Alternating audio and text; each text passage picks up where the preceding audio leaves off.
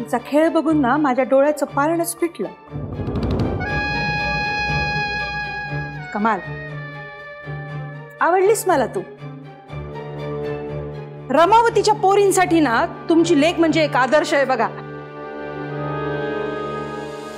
आणि मला जेव्हा कळलं ना की हे रत्न आपल्याच गावचं आहे, माझ्याच्याने राहवलंच नाही, लगेच निघून आले.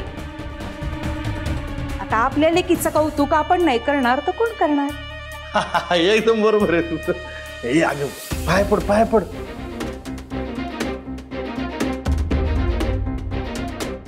यशस्वी हो.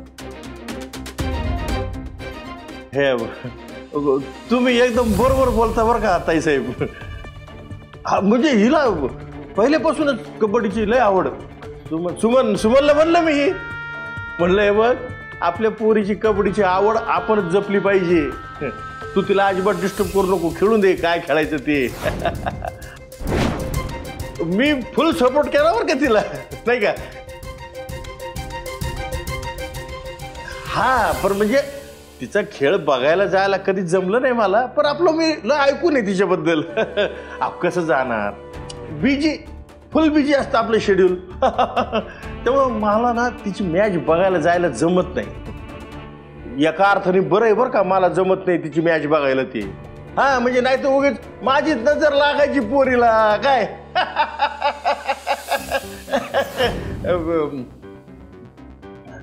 हा ते नजरवरनं आठवलं, तेज प्रताप दादा पण येऊन गेले मध्ये इकडं. काहीतरी म्हणतो जमिनीचा व्यवहार करायचं काय म्हणले मला कळून नाही. लय गडबडीत होतो मी तेव्हा, इथं लय माणसांची गर्दी होती, काहीच कळलं नाही. पण येईन म्हणलेत परत. आता जरा हे मॅचेस संपल्या एकदा सगळ्या स्पर्धा, म्हणजे मग येतील असं म्हणलेत. बघू ते येतात का नाही काय माहित.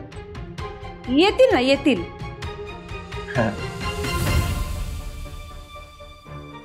आता येतच राहतील.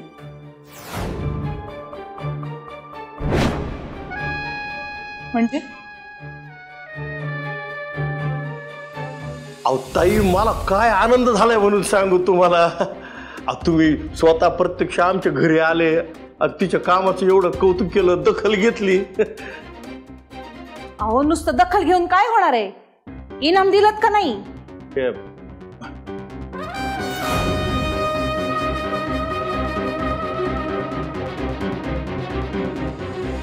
एकदम म्हणजे माझ्या मनातलंच बोललात तुम्ही. हा, पण मी तिला प्रॉमिस केलंय की चांगली खेळून ये, मग मी तुला बक्षीस देतो का नाही बघ.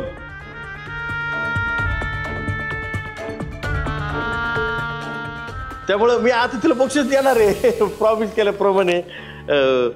भारी खेळली तू. हे घे तुला 200 रुपये, ऐश कर. ठेवा तुमच्याकडं.